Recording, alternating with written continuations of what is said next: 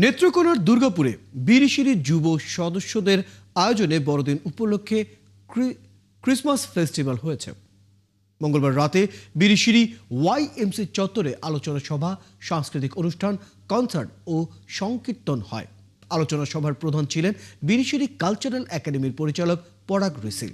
সম্মানিত অতিথি হিসেবে ভার্চুয়ালি যুক্ত হয়ে বক্তব্য রাখেন নেত্রকোনা 1 আসনের বিএনপি মনোনীত প্রার্থী ব্যারিস্টার কাউসার কালাম। সকলকে বড়দিনের শুভেচ্ছাও জানান তিনি।